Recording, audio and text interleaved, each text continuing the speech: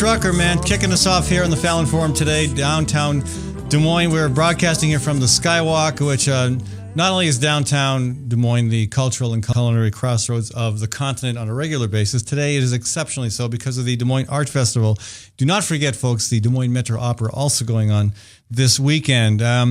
Well, in the category of sucks to be you, Wells Fargo, ouch, got the second worst reputation on the bank list. I mean, banks don't have a great reputation now anyhow. You will notice, by the way, I am wearing my credit union shirt.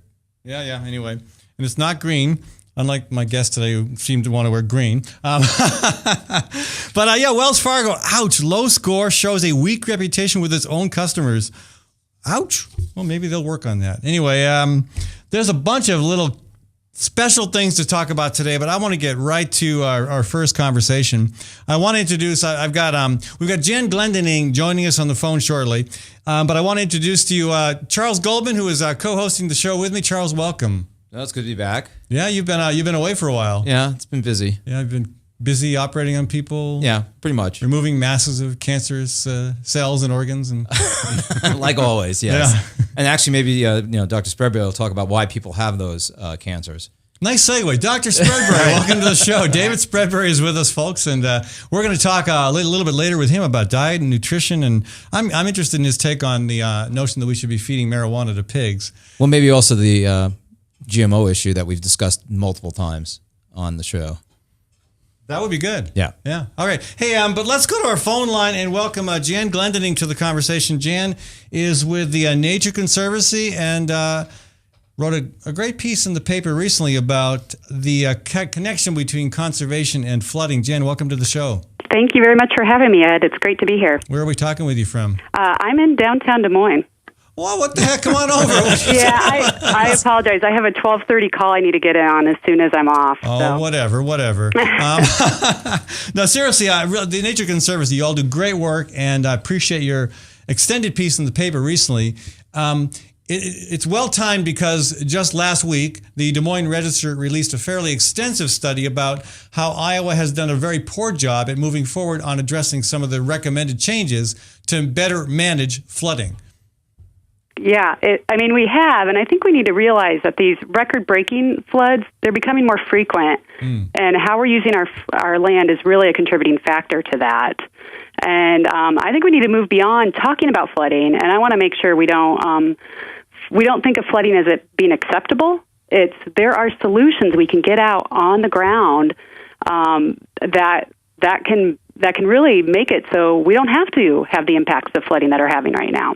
Well, I mean, and maybe there's no way to avoid destruction completely, but yeah, I mean, part of it is we used to think in terms of what happened in Des Moines in 1993 as a 500-year flood. Lo and behold, we had a second 500-year flood 15 years later, and then Cedar Rapids, of course, destroyed. Right. At what point are we going to realize, things are very, very different than they were, and we need to be responding in a very different manner?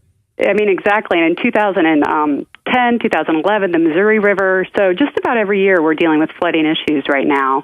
And we need to get out and we need to get implementing solutions on the ground, which is what the Nature Conservancy is known for. We have a non-confrontational approach, and we get out there and we collaborate with Iowa landowners, with farmers. Iowa's a private land state. And we're trying to get results on the ground and then hopefully use those results to inform the policy so we can get them more widespread adoption. What specifically are the policies you're trying to get adopted?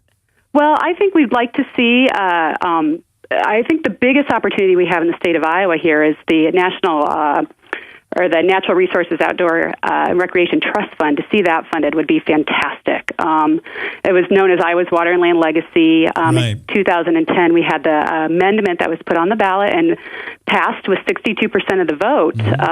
That would fund about $150 million a year of conservation work. But that was contingent upon the legislature actually appropriating the money. Exactly. Yeah. And that's the point where we're at now, is for that sales tax increase to happen. And we did some polling in January around this, and 72% of Iowans wanted to see the sales tax increase to fund conservation efforts that would support clean water. I got to admit, Jan, there is a rub there for me as somebody who has advocated for low-income people for my entire political life. The sales tax is what hits low-income people harder than any other tax. I wish we could find a better way to do this important work. That's my concern. Well, right. I mean, maybe Jan can talk to the problem of post-to-post farming, with reclamation or actually destruction of more grasslands, how, the need to make E15 and all the other wasteful ways that we use corn at this point. Did you just take a shot at ethanol, Charles? Absolutely. I think ethanol is a moronic solution to the problem we're trying to, corn-based specifically. Corn-based specifically. Okay, well. I mean, I will, if I have a choice, I will never put ethanol-containing gasoline in my car. And certainly, I wouldn't be stupid enough to put E15 in it. Because as we know, the car manufacturers are basically going to say you're voiding your warranty at this point. But I'm guessing, Jen, if you're trying to build bridges that's not going to work. A nonpartisan, a non-confrontational approach, that's probably not on the list of things to accomplish, right? No, we're not. I mean, I'm not our energy expert by any means, and we are looking at how can we build those bridges. A lot of those are with landowners. They're with. We work with everybody that is looking for long-term sustainability out there and wants to make changes on the land. But you're right. There are some things we need to be doing in the farm fields, and that's the type of stuff we're working to promote and working every day with farmers on. What we're doing is we're bringing the science to this. So in the Boone River watershed, for example, we have worked there for the last 10 years now. In the last 3 years, we've been able to go from pretty much 0% of cover crops to 5,000 acres of cover crops adopted throughout that watershed. And those 5,000 acres are targeted on the places where the highest nitrogen's coming off in that area. We're really focused on using the science to determine, how can we improve water quality? How can we get cover crops hold water in the soil 2.5 times more than bare soil? So that's keeping the water on the landscape, allowing it to infiltrate into the ground. But how do you convince farmers to do that, especially when we've got a farm bill in Washington, D.C. right now? Well, a farm bill that went down to a flaming defeat in the U.S. House, which was fascinating and personally mildly, actually significantly entertaining. But eventually a farm bill has to pass, and right now the challenge has been to get House Republicans in particular to agree to retain any connection between farm subsidies, crop insurance, and conservation practices. I had a farmer on this program last week, Mark Peterson, who strongly agrees that subsidies ought to be tied to expectations that farmers do a better job at land stewardship. But with the direction we seem to be going in Washington, is there going to be any? I mean, I doubt that many farmers are going to do this voluntarily. Correct? Are you finding Actually, otherwise? we're finding that they are. Okay, that's good. But what we're doing is we're talking to them about. We're using the science to guide that, and we're showing farmers as we work with them day to day. We have a lot of farmers, and one example in particular in the Boone, where we had a farmer who was doing good conservation practices, the stuff that's been recommended. But we went to him and we said, let's do some edge of field data. Let's see how much nitrogen you're losing.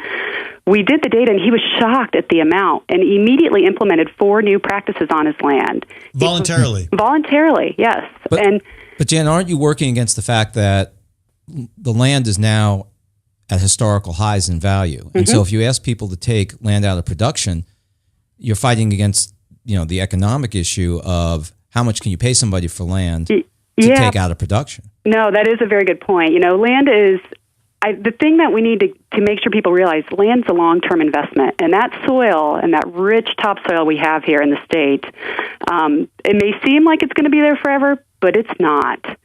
And so that's where you start doing the economics behind this. So you start looking at what's the cost-benefit ratio for cover crops.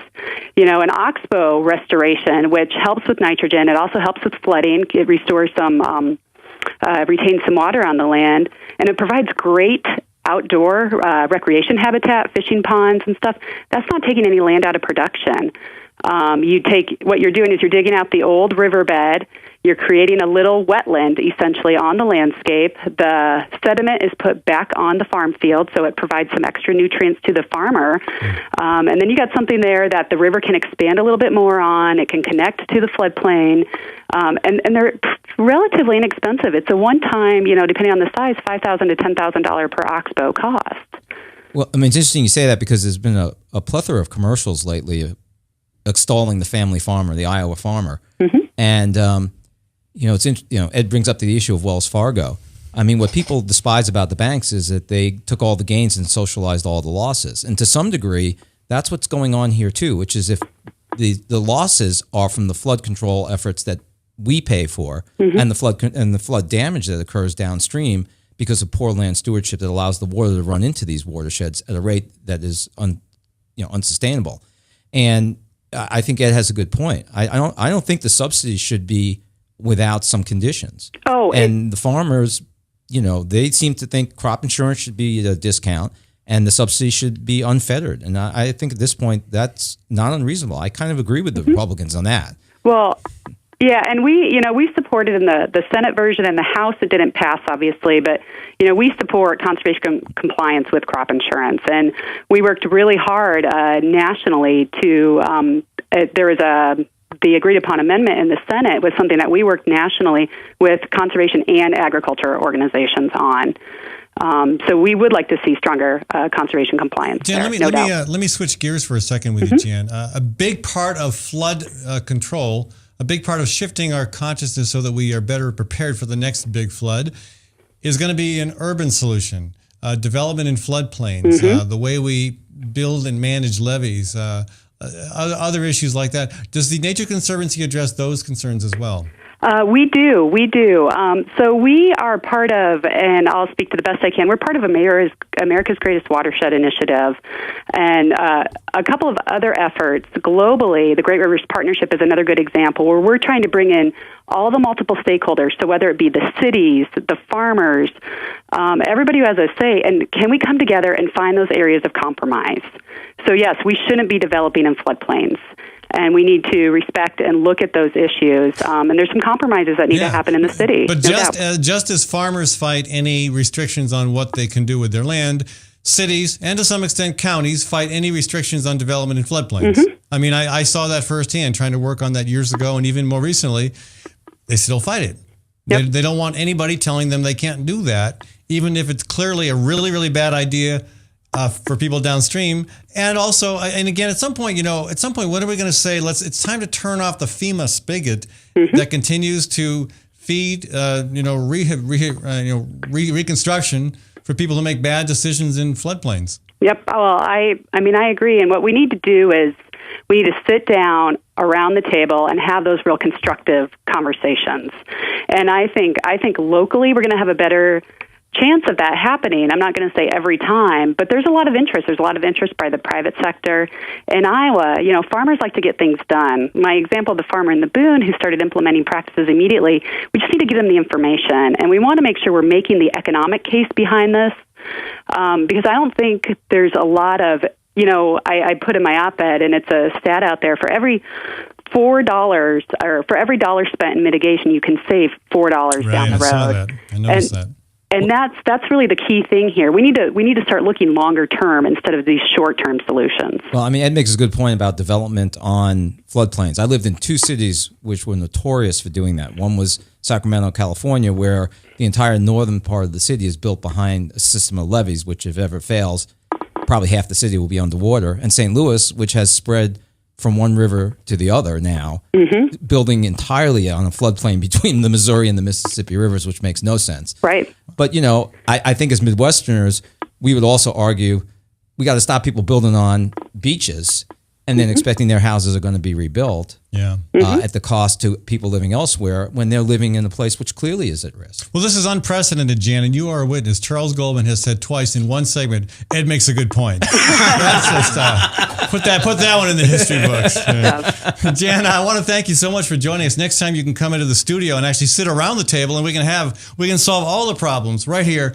at the Webcast One Live studio. That sounds great. Thank you so much for this opportunity. And if folks want to get more information about your organization, where do they go? Yeah, nature.org is our website. If you want to learn more about our floodplain work, nature.org/floodplains is a great resource. Okay, great. Hey, thanks again for joining us and appreciate your excellent opinion piece in the Des Moines Register a while back.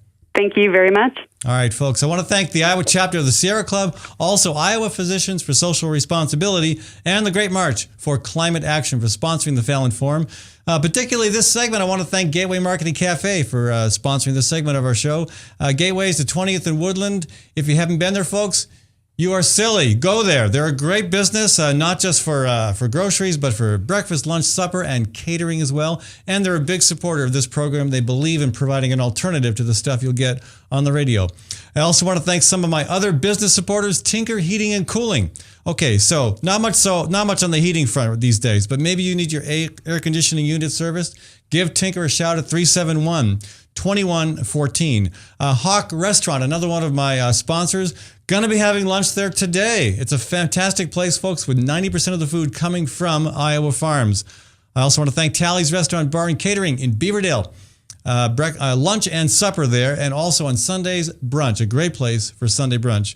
I remind you about Diana's Wedding Cakes, one of my Newton-based business supporters, S&P Piano, and also this program is also supported not just by organizations and businesses, but by events. And one event is the Immigrant Entrepreneur Summit coming up in November. A great opportunity if you want to develop your business idea.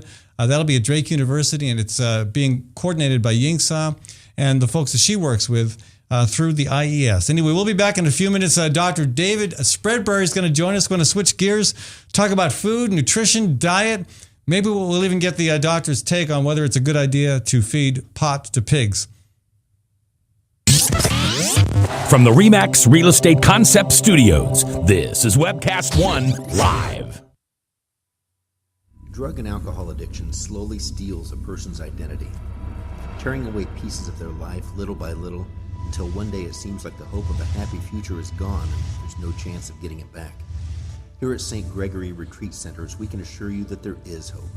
Our unique approach to recovery begins with the understanding that the dysfunction and damage caused by addiction can be overcome, not just dealt with.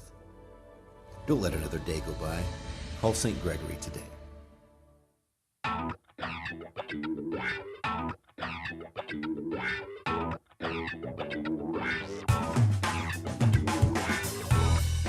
Well, good morning. This is the 7th of June in the Lord's year 2010, and this is day 1 of webcast1live.com. We will begin with Max World Live with my special guest, Tom Coates. In just a minute, there's Tom. Wait. Howdy. And we will be live for the very first time on Webcast One Live.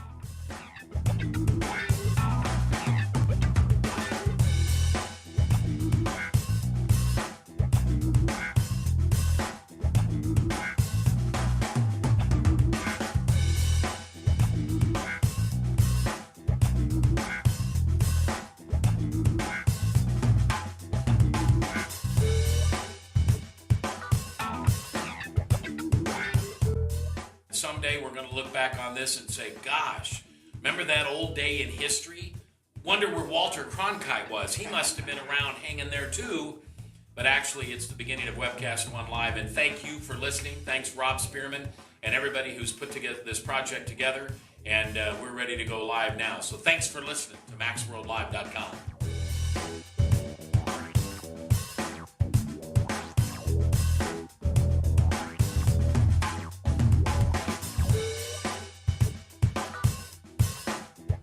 I can't tell you that it's going real well from time to time, but it is going.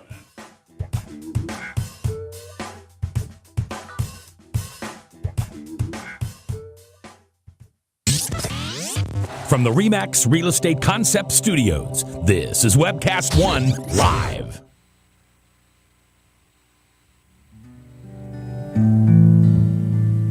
The smart money's on Harlem, and the moon is in the street.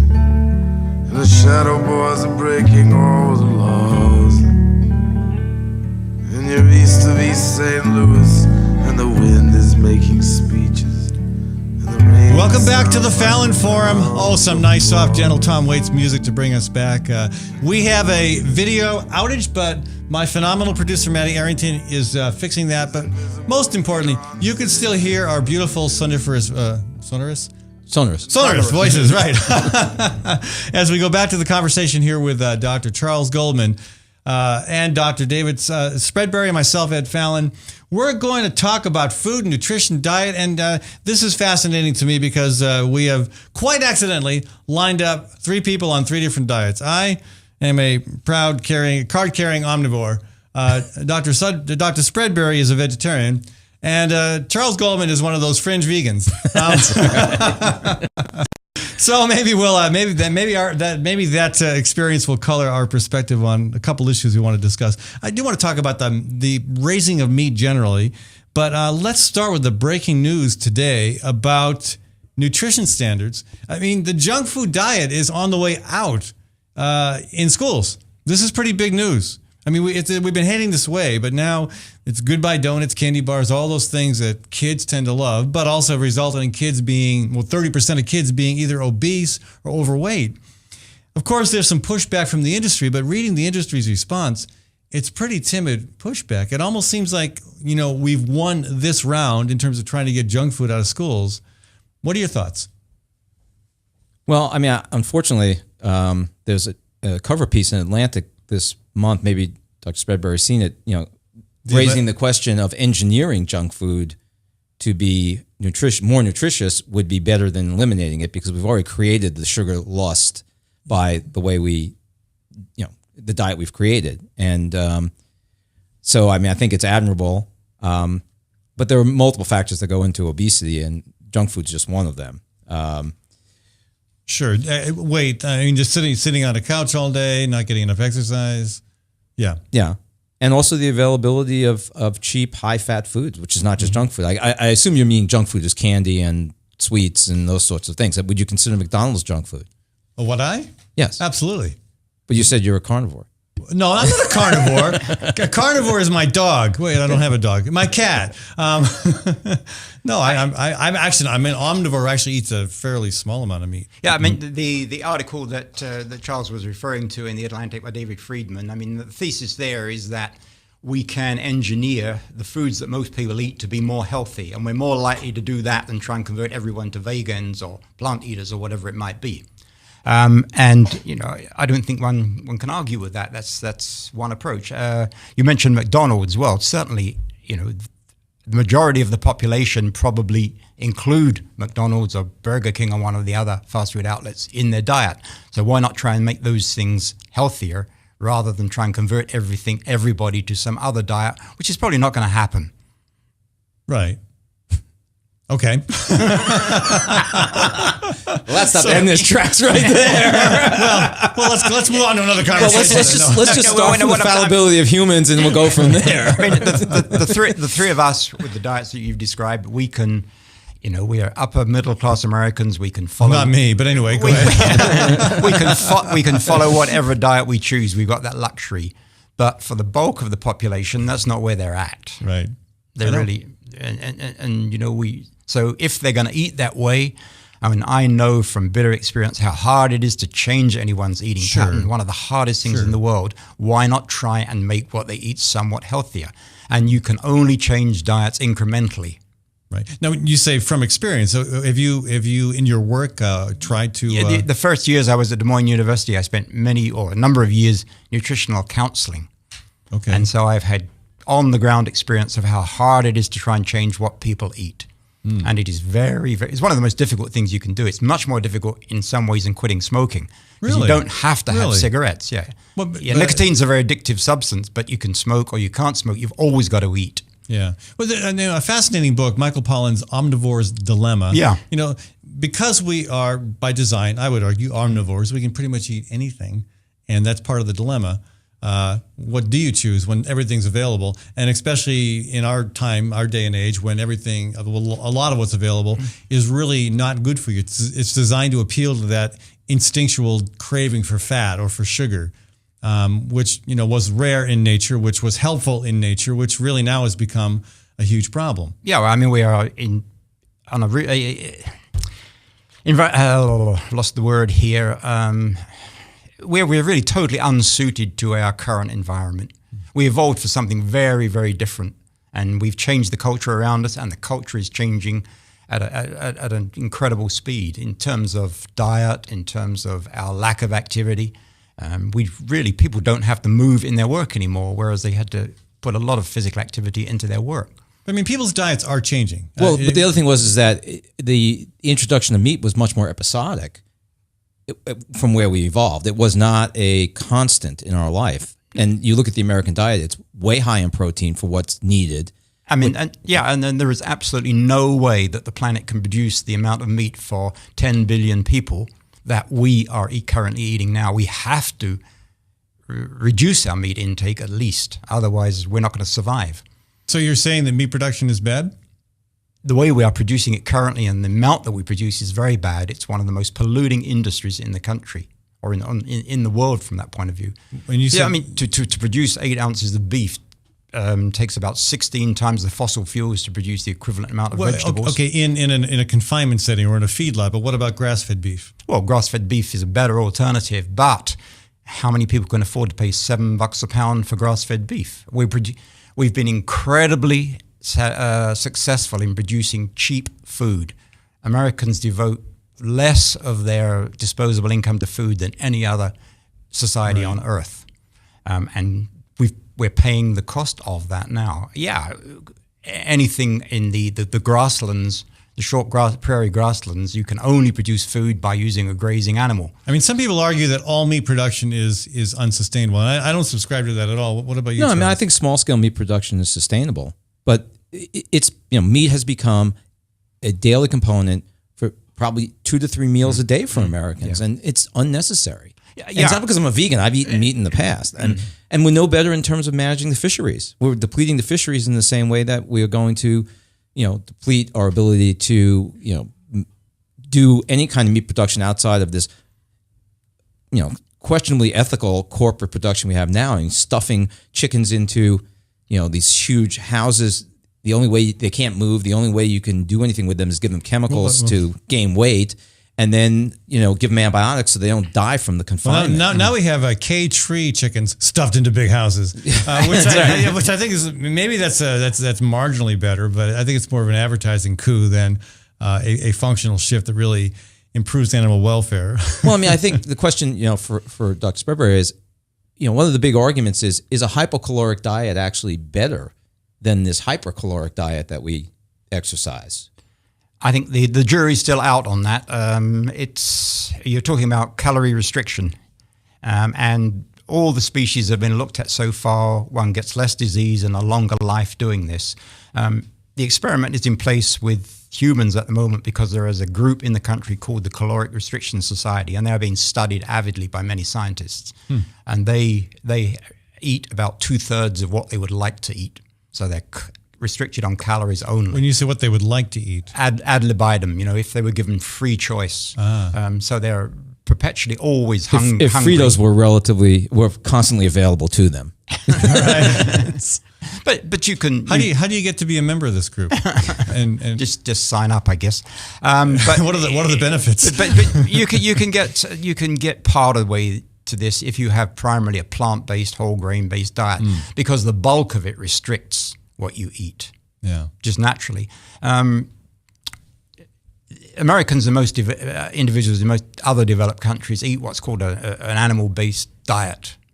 Now, the USDA, when it came up with its recommendations for the American diet 2 years ago, convened a group of scientists to give it recommendations, and their recommendations to the USDA were Americans should change to a plant-based diet. Well, when the recommendations came out, of course, that had gone out because the USDA has a conflict of interest. They represent pork, beef, poultry, etc. So they watered it down by saying eating more fruits and vegetables. Right. So just to wrap up this segment then, and to kind of your conclusion on the movement within our educational system to require schools to get rid of junk food. Big step, small step. What do you think? Going to be a permanent? Will it be in place, or will there be a pushback that negates it? What do you think?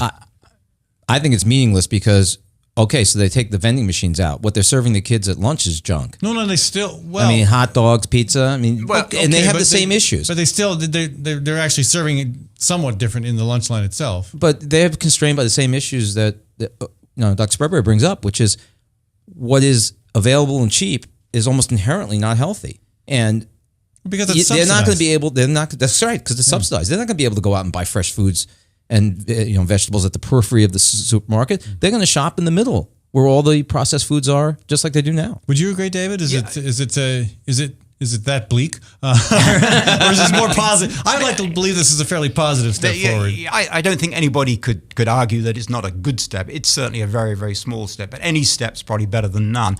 And I mean, the changes that were recommended for the general school lunch menu last year were pretty minor. I mean, like 1 vegetable must be available. Come on. I mean, I would want to eat 4 or 5 vegetables at any meal. Is that your tomato sauce on your pizza? That counts as a vegetable. Really? I know, it does. It does count as a vegetable. We're not talking about a Jamie Oliver makeover here. These are minor changes, which are in the right direction. All right, folks, we're going to take a short break here. When we come back, we'll talk more about diet, nutrition, food. I'm curious about my guests' thoughts on feeding marijuana to pigs. This is interesting. Also, I'm curious about your take on the new gastronomical, they're referred to as gastronomical delights being added to the state fair menu. Maybe they're more like gastronomical atrocities. We'll talk about that when we come back. I do want to thank Ritual Cafe for sponsoring this segment of our show.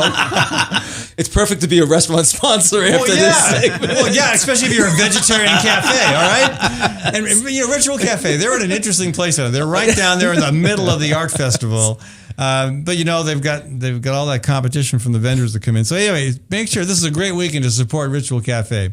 I want to also thank Fighting Burrito in that same location, not coincidentally. And I also want to thank Story County Veterinary Clinic and Sergeant's Garage, my favorite garage, if and when my car ever needs repairs. It doesn't need repairs too often because I don't drive it that often. In fact, Charles, this is cool. I hadn't driven my car for a week. I went out there the other day. It had been sitting under a tree. There was a 4-inch tall maple tree growing out of my windshield. How awesome is that? Anyway, and I want to thank Dan Kelly's Real Estate Business in Newton. I'll be back in just a minute with more conversation with Dr. David Spreadbury and Dr. Charles Goldman here on the Fallon Forum. From the RE/MAX Real Estate Concept Studios, this is Webcast One Live.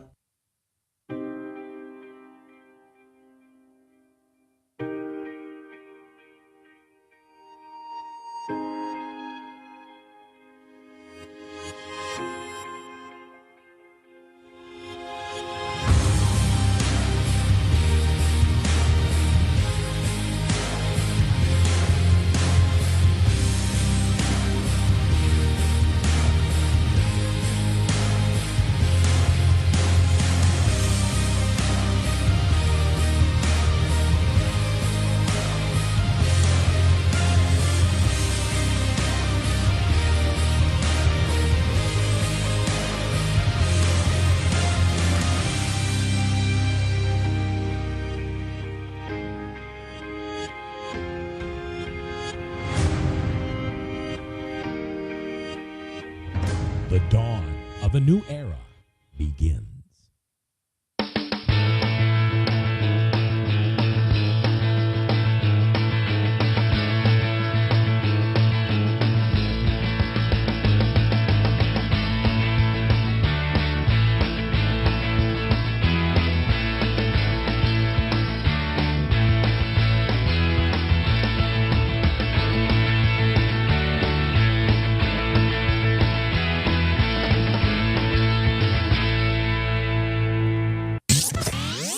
From the RE/MAX Real Estate Concept Studios, this is Webcast One Live.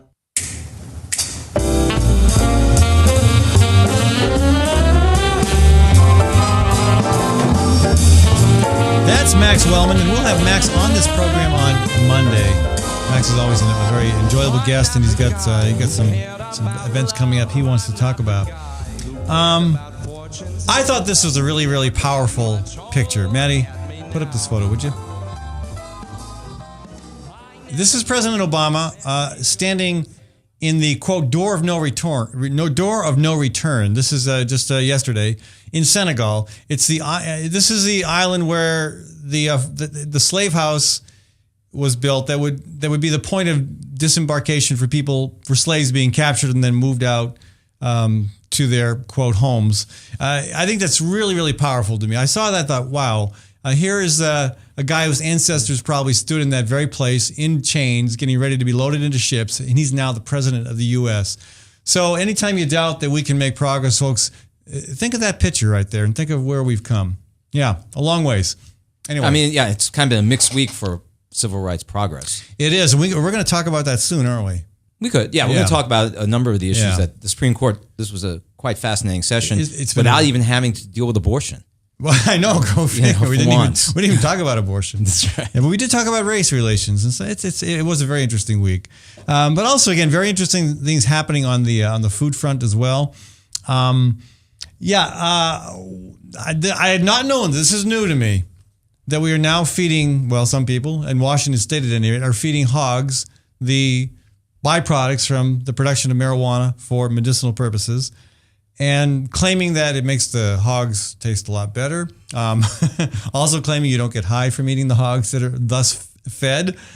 I'm wondering what happens to the hogs. I mean, these hogs walking around in a blissful state of stoned contemplation. I mean, I'm just. Am I wasting our time, or is there any angle worth talking about on this? I would imagine that by the time the marijuana has been the part that's used for drugs is taken out of it, there isn't much left in it. So it's essentially probably just green vegetation, which is probably going to make any animal taste better when we eat it. Well, I mean, I think the only thing I'd bring in, since we brought marijuana into the discussion, and we are getting tangential, is that as the move toward legalization is, I guess the next social fight we'll have after gay marriage, which seems to now be settled in some way, is that there was a piece in the Times talking about the environmental damage that's done by marijuana farming, especially when it's carried out illegally. And another argument for regulation of what should just be a growth industry in the United States is to avoid just that kind of damage. I mean, we had, talking Nature Conservancy and doing ethical farming with corn and soy, but in many ways, we should be doing ethical farming as far as marijuana is concerned also. Meaning that a regulated form of growth and distribution would be far better than what we have right now. So Plus all the electricity is being used by the grow lights that people keep on at night. So you would agree with Robert Sanda, the owner of Tally's Restaurant, who writes, legalize marijuana, regulate it, make gas out of it. How about that? Use it for medicinal purposes, smoke it, and most importantly, tax it. Money in the bank, people out of jail, back pain gone, pigs high. Well, he summarized our position. Well, yeah, I guess. Anyway, any comments on that? No, I wouldn't care to comment. All right. Well, one more aside here. I mean, we talk about healthy food and how difficult it is to find sometimes. I mean, it's actually getting a lot easier, I think. The challenge is to make it more affordable. But you have to remember what David said, if you have the money. Exactly, more affordable, yeah. But here's what I guess people find affordable, and I'm just fascinated by the increase in crazy things you can buy at the state fair, including a hot beef sundae. Hot beef sundae. I didn't even know that was there. And now we've got That's been there for years. I know, apparently. Now we've got fried brownies on a stick, soft salted chocolate dipped almond pretzel on a stick, and coconut mountain on a stick. I mean, one of those a year and you're probably got half your calorie intake for the week, huh? Anyway, I mean, that's part of what we're battling. Absolutely, yeah. I mean, probably if you wanted to find the worst conceivable foods clustered in one place, you would go to the most unhealthy foods clustered in one place, you would go to the state fair. But people buy them and eat them. Yeah. Yeah. So, yeah. I mean, how do you now? You said you did a lot of consultation with the students or with patients, general patients, yeah. and I do because of the course I teach, and I counsel students too. And what we have done at the university as an adjunct to teaching nutrition, we also have installed a healthy teaching kitchen.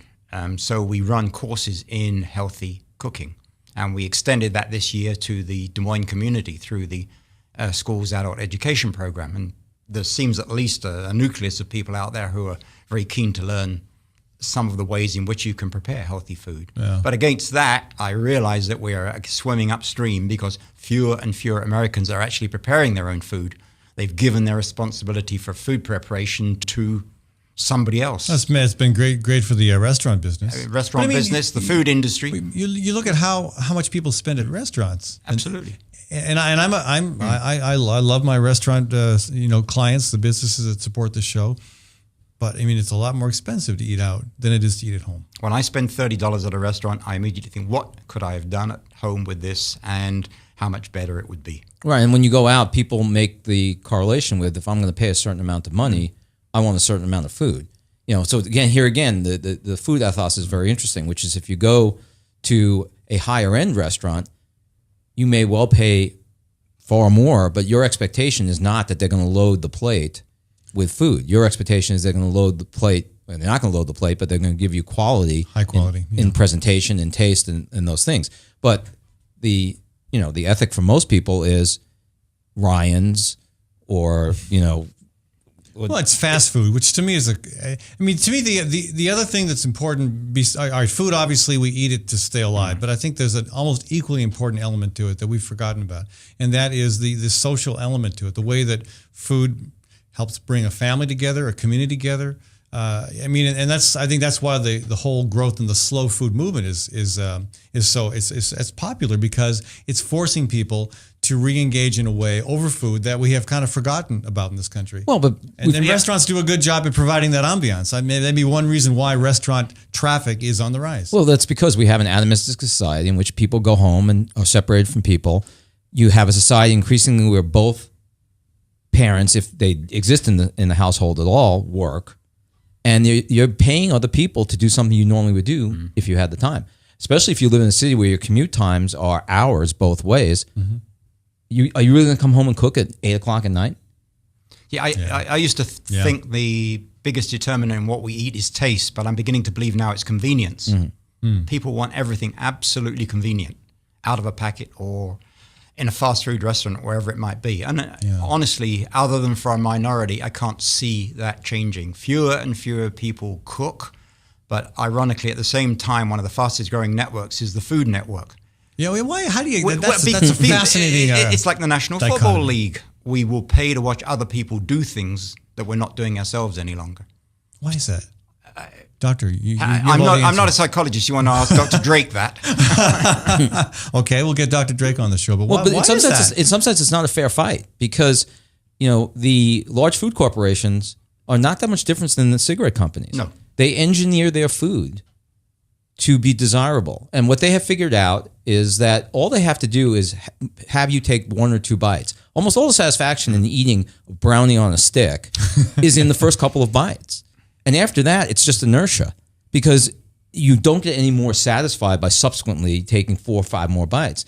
And so the foods are engineered in that way, and they take advantage of our predilection towards salty and our predilection toward the sweet. Yeah. And Friedman, in his article in the Atlantic, actually, what's being worked on now is a candy bar that's very unhealthy for the first bite, much healthier in the middle, and then unhealthy at the last bite, because what we remember are the first and the last bites. Well, how do you do that? You mean the food? If you got the technology, you can do anything. You mean the end of the candy bar is different healthier from the center?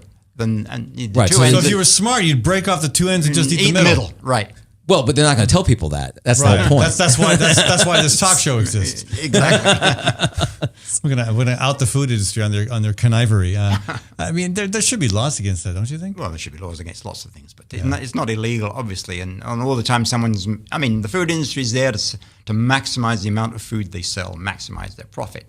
And if people demand different things, they will come up with different things, and we see that happen. And one of the biggest changes I'm aware of in what people have done is the whole milk issue. 40 years ago, everybody drank regular milk. Right. Your first taste of skim milk was, this is dishwater, throw it out. Yeah, it tastes a bit like water to me. But now when I poll a class of students, 80% of them drink skim milk. You can't even get it in some restaurants anymore. You can't even get whole milk, in some restaurants. And one's response when you try regular milk after being used to skim milk is, this tastes of cows. Yeah, it's a really good point, David, because it's the whole notion of detoxifying and abstaining. If you can get people to move away from some of the things they do, which is the excessive sweets, that you actually can retrain yourself to not find it so desirable. But what's around you is to keep you hooked, just like a drug dealer. That's my case against artificial sweeteners, not because they're inherently chemically bad for you, but they perpetuate your super sweet taste. So they're actually much sweeter than sugar itself. Yeah, and so you can never, ever change. Yeah. Hey, folks, I got to run to a break, but gentlemen, if you can stick around. I wanted to ask David about the GMO thing, which I think we've talked about. Yeah, let's talk about that. I also want to get your take on the $1 million marathon. You're a cancer surgeon. This is a big event right now, raising money for cancer research and the Cancer Nutrition Connection as well. So let's do that. GMO, Cancer Nutrition Connection when we come back. I do want to thank the Des Moines Metro Opera for sponsoring this segment of our show. Again, big weekend in Des Moines with the Art Festival, but do not forget that the Des Moines Metro Opera is also one of the finest opera companies in the country, and we're very honored to have them here in central Iowa. This year's productions include Romeo and Juliet, Peter Grimes, and Electra, all happening down at the opera. And what a depressing threesome that is. Well, I mean, well, it's opera, okay? Yeah. It's supposed to. We're actually going to see Electra. Oh, good. Okay. Yeah. All right. Good. Yeah. It's a great. They're really a fantastic company. They've been around for 41 years now. Again, I want to thank Max Wellman and his music. I want to thank Tally's Restaurant and Robert Sanda. Funny comment on hogs and marijuana. And I want to thank Community CPA and Associates. And again, also remind you about the Fighting Burrito and Ritual Cafe right in the heart of the Des Moines Art Festival this weekend. When we come back, Dr. David Spreadbury is going to stick around with us, as is Dr. Charles Goldman, as we talk a little bit about the GMO angle on food and also the Cancer Nutrition Connection. From the RE/MAX Real Estate Concept Studios, this is Webcast One Live. I'm Brian Leach, owner and general manager of Service Legends. I brought along a couple of the home comfort heroes. Hi, I'm Tammy Wells. I am Nick Wonderscheid. I'm administrative manager. I am the senior technician from Service Legends. It seems like every good thing, when you feel it to the bone that it's good, there's a lot of hard work put behind it. I don't think that you can fake it and have it turn out good. You know, if we seem like, okay, that's just weird, it's just a furnace, why would you believe so deeply in a furnace? It's not just that, you know, we want to show the world that you can have good service. Yeah, I mean, it's got to be, it's your home. You know, it's built into our daily trainings, it's built into our culture, that we're going to do whatever it takes to have each client say they love us, period. That's why we spend all the hours in the training that we do. And if we guarantee it's going to be a good experience for you, or else it's free, what type of work do you think we're going to do? There is a guarantee. Temperature selection guarantee, fixed right or it's free guarantee, comfort guarantee, best value guarantee. All of these guarantees hold us accountable to ensuring that we exceed your expectations. And if for whatever reason we'd fail and we can't make it right, we guarantee all of those guarantees with a 100% money back guarantee.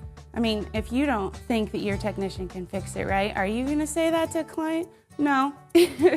You don't have to worry about having a technician come to your house. We drug test, background check all of our team members. We put safe people in your home. Each and every one of our service techs, 400 hours a year in training. You tell it the minute they walk in the door. They know what they're doing, they've done their homework, and they actually truly care about what you want. Because at the end of the day, you're the person that makes sure I have a job.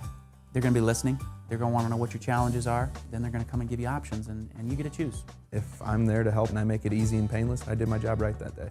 Well, when it comes to your comfort, safety, and your family, you know, you don't necessarily go buy the most expensive, but you get the most bang for your buck. Oh, it's worth it, because there's a lot of people that will find a way to get it to work right now and then leave and then come back, charge you again, and the cycle just repeats itself. So when I'm out there looking at the furnace, I want to find why it failed today. How can we change the part today with something that you're not going to have to worry about? Is it worth changing the part today? I mean, you can put a lot of money into a furnace. I can fix parts all day. There's good job security in that for me. But is it the right thing for you? I get a lot of the phone calls of after the technicians are there. They're just in awe. They're like, wow, you guys are great. I mean, I don't even know what to say. You guys are great. Everything you did was perfect. It was great. Keep going though. I like this. Just give us a try. I'm going to take all the risk. I've got the time to make this right. I've got the support to make it right. Just check us out. And if you don't see the value in what we do, I mean, fixed right or it's free or 100% money back. Enough said.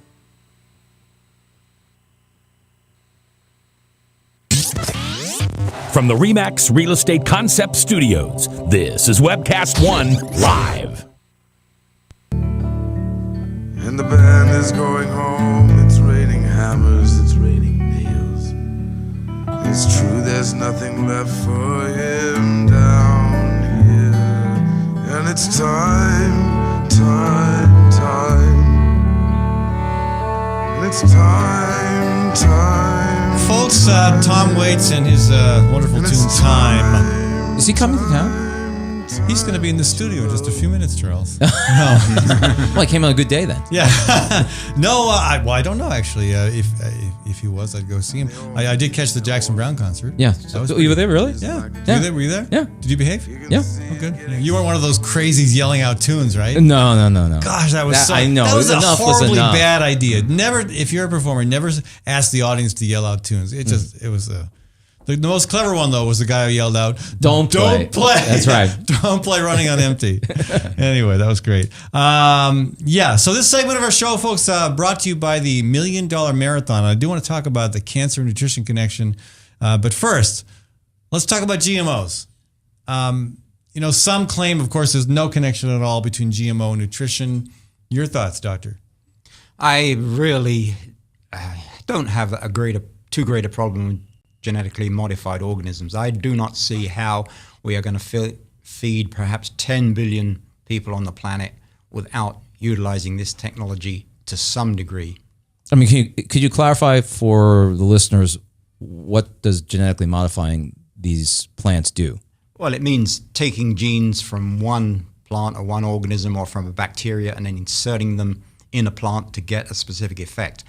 But it doesn't always work for long. I heard on the radio this morning the bacillus gene that was transferred into corn to give it a resistance to corn rootworm. BT. Now the corn rootworm is becoming resistant to that. So Yeah, we're seeing corn rootworm again. that was predictable. That was predictable, but it happens with herbicides too. Well, and it also ruined BT as an option for organic farmers. Yeah, they did that too. Certainly, yes. Yeah. So there's an example there of how GMO interests have affected another sector of the agroeconomy. But in some ways, by doing this, you can do what plant breeders might take many generations or many, many years to achieve. But gosh, there's so many unknowns.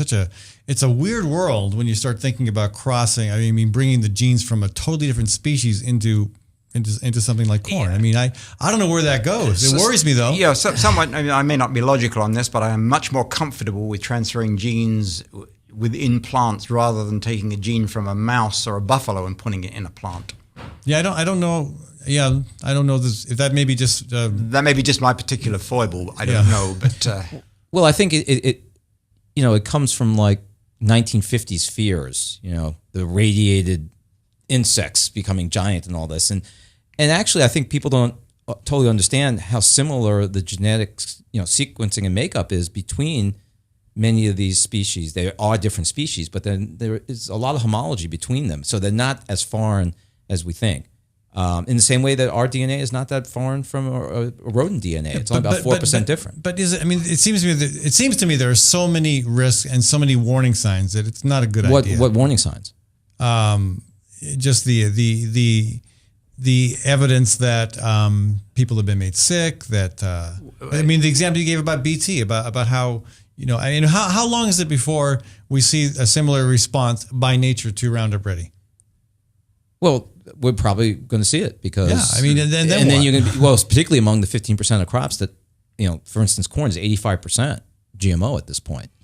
Just as we're saying antibiotic resistance. I mean, organisms will evolve to become resistant to just about anything you do eventually. Okay, so you say, Doctor, that we may need to go in the direction of GMOs to feed a growing world population. I would argue that we need to take steps to make sure the world's population does not get to 10 million. That is the issue. That's the total issue.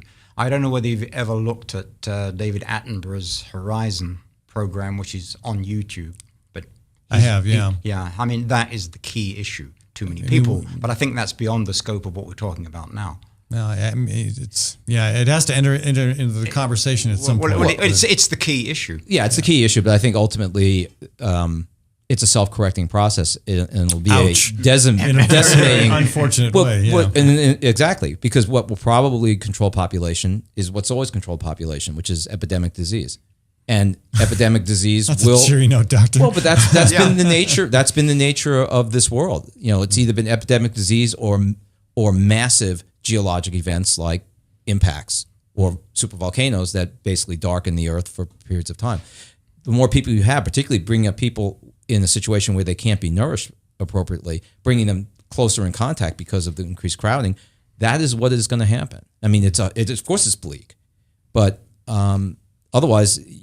it's unsustainable. I mean, yes, it's Club of Rome stuff, but there's a point at which the carrying capacity of this planet is exceeded. The truth is, we're smart enough to know this, and right now it's not a knowledge problem. It's a political problem. It's how we take the information we have and make the appropriate changes. What sort of population control measures would you push? There's lots of small things you can do. Stop rewarding people for having more kids, as we do with the tax code right now. I mean, you could argue that China goes too far, but we could certainly do more to make contraception available, more education about the importance of contraception, and about the wisdom of a small family. There's lots of things we could do to try. I mean, the best contraceptive is increasing economic circumstances. Sure, that's a good one as well. First world countries have the lowest birth rates. They have negative replacement rates. So there's something about living in poverty, I totally not agree. just access to contraception, but the nature of living in poverty that generates high birth rates. But then, of course, you run into the problem of an aging population and too small a workforce, which is happening in China. Yeah. But we're talking about the having the knowledge in the world. Getting back on topic, and we have. Someone has to bring us back to it. If not the host, then let one of the guests do it. You said it was a free for all. It is a free for all. We have the knowledge to prevent about 80% of the non-communicable disease that medical business deals with, but we don't have the will to do anything about it. Apparently. Yeah. It's an unusual time in humanity in which diseases of excess, diabetes and cardiovascular disease, are killing more people than traditional causes of mass deaths, which is, for the most part, communicable diseases. And of course, the developing countries are dealing with both simultaneously. Correct. Right. Yeah. Well, let me switch gears in the last time we have remaining here. Maybe you both know Dr. Dick Deming. Yes. He's with Above and Beyond Cancer, and one of the forces behind the Coast to Coast Marathon, the $1 million marathon, which is raising money for cancer research, and a good event coming through Des Moines here in July. In your work, have you thought or talked much, or do you have any opinions about the cancer nutrition connection, and to what extent are the foods we're eating enhancing our risk of cancer? I think undoubtedly there is a link. Look at the migrant studies. A woman migrating from Japan to the Western U.S., her risk of breast cancer really within a generation or two comes up to the American level. Yeah, it may be other things in lifestyle other than diet, but certainly diet is involved in it. It's a much more complex relationship, I think, than that between diet and vascular disease, which is much easier to demonstrate. Sure. And it's a long time span. I have no doubt that the risk of breast cancer in a woman is related to diet in childhood, adolescence, because that affects the age of puberty, affects hormone levels, it affects all sorts of other things. I don't know what Charles' view is on Well, this. I think David made a good point. It's a complex relationship. It's a question of are there vulnerable times in particular in development where obesity is more dangerous. We know there's a clear-cut connection between obesity and incidence of cancer. Not just cancers that are driven by endocrine effects, like the fact that obese women have much higher estrogen levels, but just obesity itself leads to higher levels of insulin. Insulin acts as an immunosuppressant. Obviously, it reduces surveillance of abnormal cells. So we know that. And then, of course, the fact if you have a diet that's high in fat, most of the toxins are organic toxins. And so they get in through being carried in with fat because you can't solubilize organic toxins in anything but fat. Yeah. How much of cancer research is focused on the diet question? There's a lot of research going on, in most of the universities, and the Cancer Society is funding a lot. But going back to the obesity issue and the caloric intake, all the studies that have been done with every species of animal shows that when you give them a hypocaloric diet, you see very, very few tumors in those animals, even when they are elderly. Well, this has been a great conversation. This has been a talk here with Dr. David Spreadbury with Des Moines University and Dr. Charles Goldman, who is a cancer surgeon at Mercy Hospital. Fascinating. We got an omnivore, we got a vegetarian, we got a vegan, we got a guy who talks like with a Midwestern accent, we got a guy with a British accent, we got a guy with a New York accent. This is diversity at its finest, folks. It doesn't get any more diverse than this. I do want to thank the $1 Million Marathon for sponsoring this segment of our show. I want to thank some of my other business supporters, Leonard Tinker Heating and Cooling, Hawk Restaurant, Story County Veterinary Clinic, Dan Kelly's Real Estate Business, Ritual Cafe, and Tally's Restaurant, to name a few. For the full list, go to my website, fallonforum.com, and see who the other sponsors and supporters of this program are, and do your part to help them out and thank them for making this alternative to talk radio possible. And hey, Tom Waits, thank you. Maddie Arrington, thank you for your great job as the producer of the show. When we come back on Monday, I'll be referring to her as Maddie Kane. Congratulations.